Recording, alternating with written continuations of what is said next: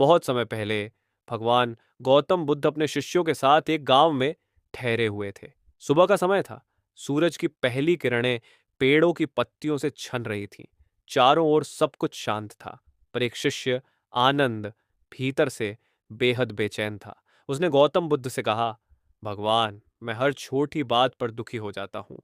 कोई कुछ कह दे तो मन विचलित हो जाता है, कोई उम्मीद टूट जाए तो भीतर खालीपन महसूस होता है। अब आप ही बताइए, मैं क्या करूं? बुद्ध ने मुस्कुराकर उसकी ओर देखा और बोले, आनंद, पास की नदी तक चलो। दोनों नदी के किनारे पहुंचे तो गौतम बुद्ध ने एक पत्थर उठाया और आनंद को दिया और बोले, इसे अपने हाथ में कसकर पकड़ो। आनंद ने पत्थर कसकर पकड़ लिया। कुछ देर बाद बुद्ध ने पूछा, अब कैसा लग रहा है? आनंद बोला, हाथ दुखने लगा है। तब गौतम बुद्ध शांत स्वर में बोले, अब इसे छोड़ दो। जैसे ही आनंद ने पत्थर छोड़ा, उसके चेहरे पर एक गहरी राहत आ गई।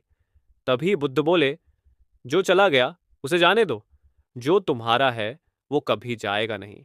जब तुम छोड़ते हो तो तुम खाली नहीं होते। तुम जगह बनाते हो कुछ नए और कुछ बेहतर के लिए। जिंदगी में हम सब कुछ न कुछ पकड़े बैठे हैं। किसी की कही बात, किसी का धोखा, किसी का जाना। हमें लगता है कि छोड़ देना हार है, पर असल में छोड़ देना ही जीत की पहली शर्त है। क्योंकि जब तुम छोड़ते हो, तुम हारते नहीं, तुम हल्के हो जाते हो। और जब तुम हल्के होते हो, तुम उड़ने लगते हो। जो चला गया उसे जाने दो। जो बचा है उसमें मुस्कुराना सीखो। जीवन को पकड़कर मत रखो, उसे बहने दो। क्योंकि शांति किसी को पाने से नहीं, बल्कि अपने भीतर की पकड़ ढीली करने से मिलती है। गौतम बुद्ध ने आगे समझाया, वो लोग जो तुम्हारे साथ रहने के लिए बने हैं, वो साथ रहेंगे ही। और जो नहीं बने हैं, वो चाहे तुम कितना भी थामो, फिसल जाएंगे।